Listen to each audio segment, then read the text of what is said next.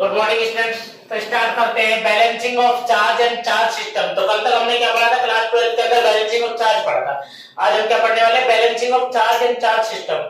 तो कल तक के टॉपिक के बाद हम चार्ज एंड चार्ज सिस्टम को हम स्टार्ट करने वाले हैं। बहुत सिंपल सी बात है। कल मैं एक बार थोड़ा फास्ट रिवाइज कर रहा हूं किस तरह से करते थे। मैंने कहा था कि मान लो अगर सेम नेचर के चार्ज है, मान लो ये E है और ये कितना है 4E है और इनके बीच की डिस्टेंस है मान लो 16 सेंटीमीटर और मैं कहता हूं कि एक चार्ज Q को कहीं पर लाया जाता है जिससे वो बैलेंस हो जाए। तो वो कहां आता था? अगर सेम नेचर के चार्ज होते थे तो दोनों चार्ज के बीच में और छोटे चार्ज के पास में वो बैलेंस होता था। कहां होता था? छोटे चार्ज के पास में। इस पर कितने फोर्स लगते थे? 2 फोर्स लगते थे। कितने फोर्स लगते थे? 2। एक F1 और दूसरा F2। F1 क्या होता था? K QE अपॉन कितना x स्क्वायर, जबकि F2 कितना होता था? KQ 4E upon 16 minus x का होल स्क्वायर। दोनों को इक्वल करते थे, q से q कैंसिल हो जाता था, k से k और e से e। तो कितना आ रहा है 1 upon x square equal to कितना 4 अपॉन 16 माइनस x का होल स्क्वायर रूट। अब इसको क्या करते हैं? इसको इधर मल्टीप्लाई, इसको इधर, तो कितना 16 माइनस x का होल स्क्वायर इक्वल टू कितना 4x स्क्वायर। रूट करते थे तो कितना आ जाता था? इधर 16 माइनस x और इधर कितना 2x। x इधर जाता था तो प्लस का हो जाता था, कितना हो जाता था 16 इक्वल टू कितना 3x। तो x इक्वल टू कितना 16/3 सेंटीमीटर। तो इस तरह से हम सॉल्व करते थे। ये सेम नेचर के चार्ज सिस्टम की बात थी। और अगर चार्ज सिस्टम अपोजिट नेचर का हो तो, अगर चार्ज सिस्टम अपोजिट नेचर का हो तब क्या करते थे? मान लो ये क्या है? E है और ये कितना है? माइनस का 4E है, माइनस का 4E। वो डिस्टेंस कितनी है? 16 सेंटीमीटर। और चार्ज Q को लाया जाता था तो कहां बैलेंस हो चार्ज Q? अरे कहां बैलेंस हो चार्ज Q? तो चार्ज Q कहां होता था? बाहर होता था, लेकिन होता तब भी किसके पास था?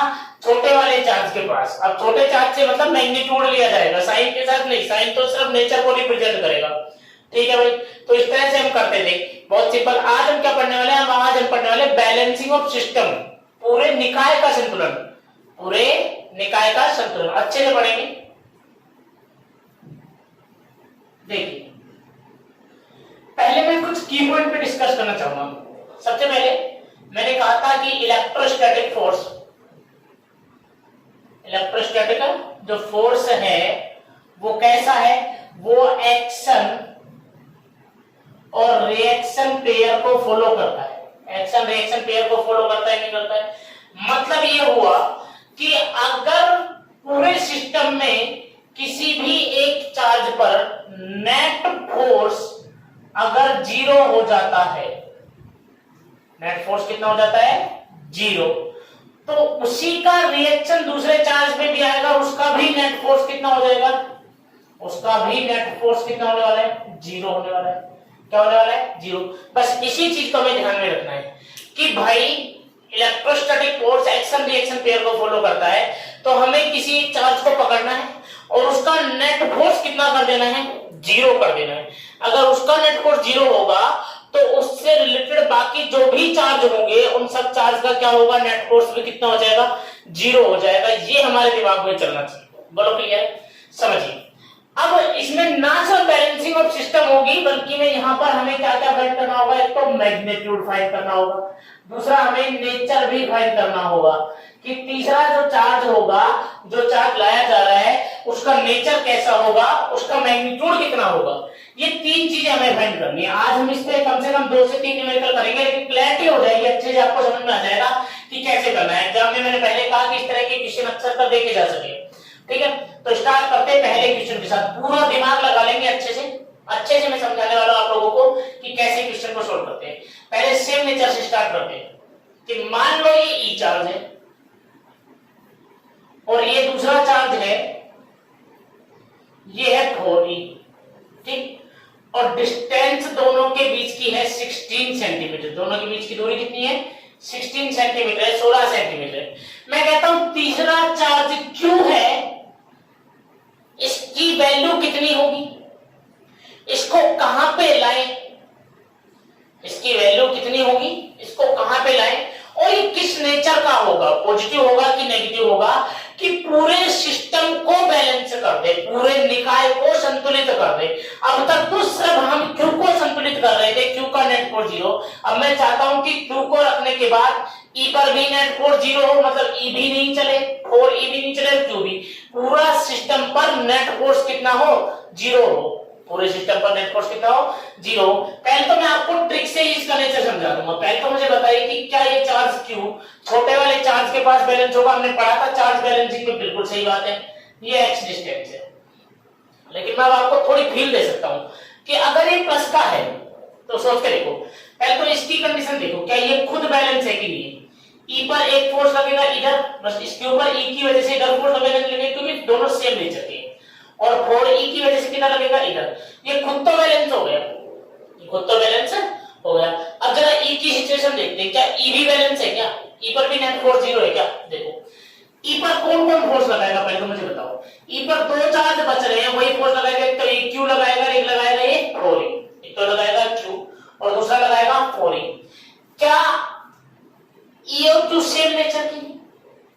तो क्या जो फोर्स लगेगा वो रिपल्शन का लगेगा, प्रतिकर्षण का लगेगा? तो क्या बाहर लगेगा, मतलब इधर लगेगा।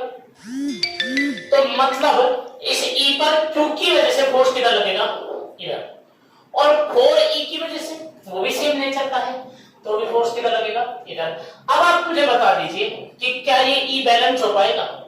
दोनों फोर्स एक ही डायरेक्शन में, क्या ये रुक पाएगा? नहीं, इसका नेट फोर्स 0 होगा ही नहीं, तो जुड़ जाएंगे, ऐड हो जाएगी सेम डायरेक्शन में।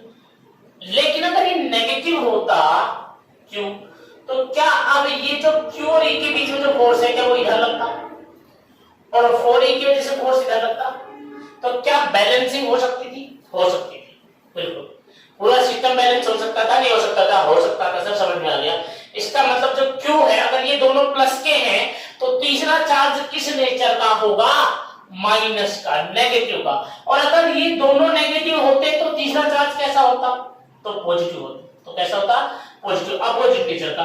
ये तो फील से बात आई समझ में कि हाँ सर ऐसे फील आ गई कि हाँ इसलिए ऐसा हो रहा है। लेकिन अब एक्चुअल में वैल्यू निकालने का मेथड क्या है वो हम सीखते हैं। मान लो ये E, ये 4E, दोनों सेम नेचर के, डिस्टेंस 16 सेंटीमीटर, चार्ज Q लाया जा रहा है। मान लो चार्ज Q यहां पर आकर के बैलेंस होता है कितनी डिस्टेंस पे? x डिस्टेंस पे। तो यहां पर आप देखना, सबसे पहले हमें निकालना है x। सबसे पहले क्या निकालना है? x। तो मान लो Q पर दो फोर्स लगे, एक लगा F1 और दूसरा लगा कितना? F2। मैं कह रहा हूं F1 क्या है? F1 है force on Q, force on Q due to E, due to E। ठीक है, कितना होगा मुझे बता दीजिए? KQE अपॉन कितना? x square. मतलब क्या है यहाँ पर? मतलब ये है कि Q पर E के कारण बल, उसके बाद F2 क्या है मुझे बता दीजिए? Force on Q due to 4E, यानी कि 4E के कारण Q पर बल, Q पर बल। तो बोले कितना आने वाला है? ये आने वाला है F2 equal to K Q 4E। अरे K Q1 Q2 अपना स्क्वायर, Q1 कितना है? Q, Q2 कितना है? 4E अपॉन डिस्टेंस कितनी? 16 माइनस x का होल स्क्वायर। अगर बात करें तो बैलेंसिंग, संतुलन की अवस्था में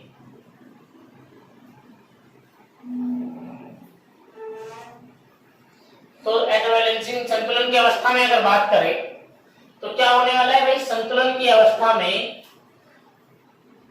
F1 बराबर होने वाला है F2 के, क्योंकि बैलेंस है। F1 किसके बराबर होने वाला है? F2 के। F1 और F2 दोनों की वैल्यू पुट करते हैं तो कितना आएगा? KQE upon x square equal to कितना आएगा? KQ4E अपॉन 16 माइनस x का होल स्क्वायर। k से k कैंसिल, q से q कैंसिल और e से e कैंसिल। कितना आ रहा है? 1 upon x square equal to 4 upon 16 minus x का होल स्क्वायर, यानी कि 4/16 माइनस x का होल स्क्वायर। इसको इधर ट्रांसफर करेंगे, इसको इधर, तो कितना? 16 माइनस x का होल स्क्वायर इक्वल टू कितना? 4x square. क्या करते हैं भाई? x की वैल्यू वैल्यू निकालनी है तो रूट कर दे, रूट कर दिया तो इधर कितना आएगा ओनली 16 माइनस एक्स, क्योंकि इसका होल स्क्वायर था, और इधर 4x स्क्वायर का 4 का कितना 2, x स्क्वायर का कितना x, तो 16 इक्वल टू x को इधर ले आएंगे तो 2x प्लस x कितना आ जाएगा भैया 3x इक्वल टू 16, तो x इक्वल टू कितना आएगा 16/3 सेंटीमीटर। डिवाइड नहीं करना है, यहीं पे ही छोड़ना है क्वेश्चन को, आगे सोल्व करने के लिए। ठीक है भाई, क्लियर, यहां तक चीजें समझ में आ गई, सर हमें समझ आ गया।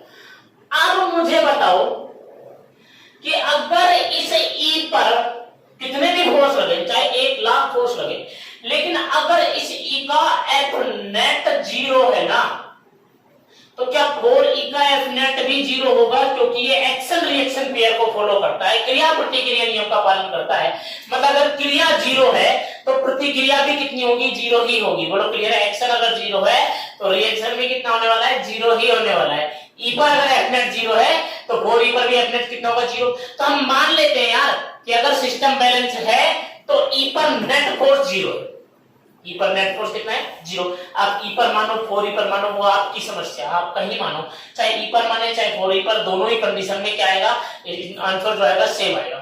तो भैया हम क्या करते हैं, हम करते हैं भैया नेट फोर्स को 0 मानते हैं ई पर, हम नेट फोर्स को 0 कहां मानते हैं ई पर मानते हैं। चलिए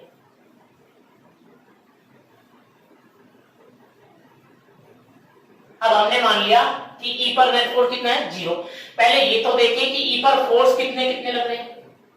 तो भाई ई पर जो फोर्स लग रहा होगा, ई पर दो चार्ज है, एक तो Q है जो फोर्स लगा सकता है, एक 4e है जो फोर्स लगा सकता है। तो मान लो कि ई पर दो फोर्स लग रहे हैं, एक लग रहा है F3 और एक लग रहा है F4। एक क्या लग रहा है F3, एक क्या लग रहा है F4। F3 क्या है, F3 है force on charge E due to force on charge E due to Q charge, यानी कि आवेश E पर Q आवेश के कारण बल। बोलो क्लियर, कितना होगा K, Q1 कौन है E, Q2 कौन है Q, डिस्टेंस कितनी है x, तो x का स्क्वायर। उसके बाद अगला फोर्स कौन है F4। तो क्या होगा force on E due to कौन बच गया चार्ज जो फोर्स लगा सकता है 4e, यानी कि आवेश E पर 4e के कारण बल। तो कितना होगा भाई F4 बराबर होगा कि कौन किस पर फोर्स लग रहा है E पर, कौन लगा रहा है 4e, और दोनों के बीच की डिस्टेंस कितनी है 16 है सर, कितनी है 16, तो 16 का स्क्वायर। अब मुझे बता दो कि अगर बैलेंसिंग की बात करें,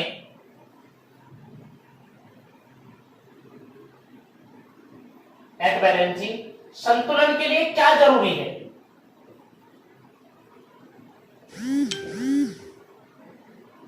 भाई अभी मुझे नहीं पता कि दोनों फोर्स सेम डायरेक्शन लग रहे हैं, अपोजिट डायरेक्शन लग रहे हैं, F3 F4 मुझे नहीं पता, लेकिन अगर बैलेंस है तो इन दोनों का सम क्या होना चाहिए 0। अगर ये बैलेंस है तो इन दोनों का सम क्या होना चाहिए 0 होना चाहिए, यानी कि बैलेंसिंग अगर है तो F3 प्लस F4 क्या होना चाहिए, नेट सम इनका 0 होना चाहिए, नेट सम इनका क्या होना चाहिए 0 होना चाहिए। तो F3 और F4 की वैल्यू को पुट करते हैं, F3 की वैल्यू को पुट किया कितना आ रहा है KQE upon x square plus K 4e square, e into 4e कितना हो जाएगा 4e स्क्वायर अपॉन कितना 16 का स्क्वायर इक्वल टू कितना 0। इसको अगर इधर लेके जाए तो क्या माइनस में हो जाएगा, तो KQE अपॉन x स्क्वायर बराबर माइनस K4e स्क्वायर अपॉन कितना 16 का स्क्वायर। कैसे K कैंसिल, E से E कैंसिल, तो ऊपर कितना बच गया Q अपॉन x स्क्वायर, और इधर कितना बच गया भैया 4e अपॉन 16 का स्क्वायर, 4e अपॉन किसका 16 का, वो भी किसका माइनस का। किसकी वैल्यू निकालनी है, क्योंकि तो x स्क्वायर को ले जाए तो माइनस का 4e अपॉन 16 का square into x square. x की वैल्यू कितनी थी हमारी 16/3 थी, वैल्यू पुट कर दे भैया, x की क्या कर दे वैल्यू पुट कर दे। तो x की जैसे वैल्यू पुट की मैंने, x की जैसे वैल्यू पुट की, तो देखिए q इक्वल टू कितना आ रहा है माइनस का 4e अपॉन 16 का स्क्वायर इनटू x की जगह रखा 16/3 का होल स्क्वायर। बोलो क्लियर, 16/3 का होल स्क्वायर। तो q इक्वल टू आ रहा है माइनस का 4e अपॉन 16 स्क्वायर, ऊपर 16 स्क्वायर और नीचे 3 का स्क्वायर, 16 स्क्वायर से 16 स्क्वायर क्या हो जाएगा कैंसिल, तो q इक्वल टू आएगा माइनस का 4e/3 का स्क्वायर कितना 9। तो चार्ज की वैल्यू आ गई -4/9e, -4/9। देखो पता चल गया नेचर कैसा आ रहा है नेगेटिव, और मैग्नीट्यूड कितना आ रहा है 4/9e, 4/9e। तो समझ में आया कैसे करना होता है। सबसे पहले x की वैल्यू निकालनी है, उसके बाद चाहे आप e की बात करें चाहे 4e पे, आप तो नेट फोर्स निकालो और उन दोनों का सम कर दो 0, दोनों का सम क्या कर दो 0, आपके पास आंसर अपने आप निकल के आ जाएगा। चलिए एक और क्वेश्चन करते हैं, थोड़ी सी और क्लैरिटी आ जाएगी आप लोगों को।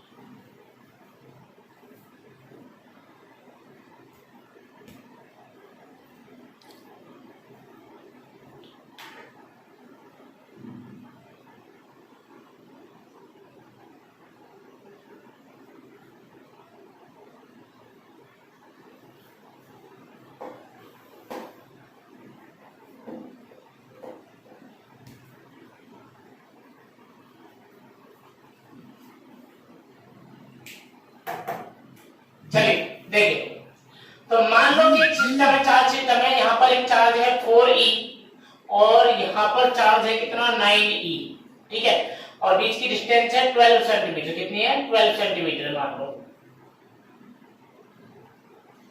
अब क्वेश्चन कह रहा है कि तीसरा चार्ज क्यों कहां लाएं कि बैलेंस हो जाए, चार्ज का मैग्नीट्यूड क्या होगा, सिस्टम पूरा बैलेंस हो जाना चाहिए, सब बातें चल रही है, नेचर क्या होगा, इस तरह की बातें चल रही है, ठीक है भाई, कोई दिक्कत वाली बात नहीं है, लाएंगे चार्ज क्यू को। सबसे पहले क्या निकाले x, तो चार्ज कहां बैलेंस होता है, छोटे वाले चार्ज के पास में कितनी डिस्टेंस पे, x डिस्टेंस पे, अंदर या बाहर, अंदर, अगर सेम नेचर दिख रहा है तो अंदर होगा, ठीक है भाई, x डिस्टेंस पे। तो सबसे पहले x निकालने भाई, तो डायरेक्ट निकालेंगे, एक फोर्स लगा F1, दूसरा फोर्स लगा कितना F2, ठीक है। तो भाई बैलेंसिंग की कंडीशन में F1 बराबर क्या होना चाहिए F2, यानी कि KQ 4e अपॉन कितना x² बराबर होना चाहिए KQ 9e upon 12 minus x का होल स्क्वायर। भाई जो कट रहा है काट दो, KQ से KQ, e से EU, इधर आ गया 4 अपॉन x², इधर आ गया 9 अपॉन 12 माइनस x का होल स्क्वायर। बोलो क्लियर है, और रूट कर दो भाई, 4 का रूट कितना 2x² का कितना x, 9 का कितना 3 और इसका कितना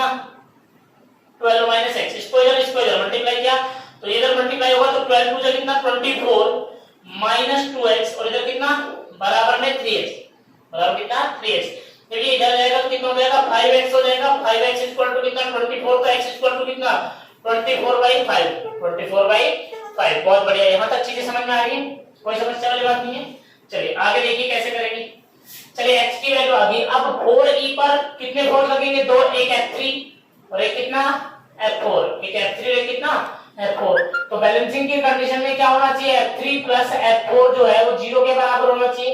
F3 की वैल्यू कितनी है, F3 की वैल्यू रखो K Q 4e upon x² plus K 4e into कितना 9e। भाई दो ही तो चार्ज थे, 4e पर कौन कौन फोर्स लगाएगा, Q और 9e, तो एक बार 4e ने लगाया और एक बार किसने लगाया 9e ने, अपॉन कितना 12, डिस्टेंस कितनी थी दोनों की, इसकी 12 का स्क्वायर इक्वल टू कितना 0, तो K Q 4e upon x² equal to minus का K और 9 4 से कितना 36 ke², 9 4 से 36 ke² अपॉन कितना 12 का स्क्वायर, k से k कैंसिल हो जाएगा, e से e कैंसिल, तो इधर कितना आ रहा है 4q upon x² equal to कितना माइनस का 36e अपॉन 12 का स्क्वायर, अपॉन 12 का स्क्वायर। 4 से काटो कितना, कितनी बार भाई 9 और कितना 9, तो कितना आ रहा है q/x² इक्वल टू कितना माइनस का 9e/12²। भाई किसकी वैल्यू निकालनी, q की, तो क्या हो जाएगा माइनस का 9e अपॉन 12 का स्क्वायर इंटू कितना x² इंटू कितना x², इसकी वैल्यू पुट करनी है, x की वैल्यू कितनी थी 24/5 वैल्यू पुट कर दो भाई। q इक्वल टू माइनस का 9e अपॉन 12 का स्क्वायर इनटू कितना भैया, यहाँ पर आएगा 24 का स्क्वायर अपॉन कितने का स्क्वायर 5 का। 24 के स्क्वायर से मतलब क्या है भाई 24 इंटू 24 और नीचे 12 का स्क्वायर मतलब 12 इंटू 12, तो कैंसिल करेंगे तो कितना आ जाएगा भैया, ये 2 इंटू 2 आएगा कि नहीं आएगा मुझे बताइए, 2 इंटू 2 अरे आएगा कि नहीं आएगा भाई, आ जाएगा ना, बहुत बढ़िया। कई लोगों को दिमाग में कंफ्यूजन हो रहा है, मैं बता देता हूँ अच्छे देखो कैसे लिख सकते हैं भाई, मेरी बात सुनो। क्यों बराबर कितना आया माइनस का 9e अपॉन 12 का स्क्वायर इनटू 24 का स्क्वायर था, 24 को क्या लिख सकता हूँ 2 इंटू 12 का स्क्वायर लिख सकता हूँ, नहीं लिख सकता हूँ, अपॉन कितना 5 का स्क्वायर। अब मुझे बताइए 12 के स्क्वायर से 12 का स्क्वायर कैंसिल, 2 का स्क्वायर तो फिर भी बच जाएगा, नहीं बच जाएगा, तो q इक्वल टू कितना माइनस का 9e इंटू कितना भैया ऊपर आया 4 और नीचे कितना आया 5 का स्क्वायर 25, तो कितना आएगा q बराबर माइनस का 36q अपॉन 25, माइनस का 36q अपॉन कितना 25, ये हमारा आंसर है। बोलो क्लियर है, नेचर कैसा है नेगेटिव है। तो कल मिलते हैं नेक्स्ट वीडियो के अंदर और भी अच्छे क्वेश्चन के साथ में, तब तक आप प्रैक्टिस कीजिए बुक में आपके ऐसे जो क्वेश्चन आपको आंसर करना है उन क्वेश्चंस को करना है, आपको प्रैक्टिस करनी है आपकी बुक से, ठीक है। मिलते हैं नेक्स्ट वीडियो में बढ़िया और अच्छे कॉन्सेप्ट्स के साथ। समझ में नहीं आए तो आप मुझे कमेंट कर सकते हैं या मेरे व्हाट्सएप नंबर पे आप अपने जो सुझाव है जो आपका वो छोड़ सकते हो, ठीक है भाई। तब तक वीडियो को क्या कीजिए, लाइक कीजिए, चैनल को सब्सक्राइब कीजिए और अपने सभी दोस्तों तक चैनल को फैलाइए। चलिए।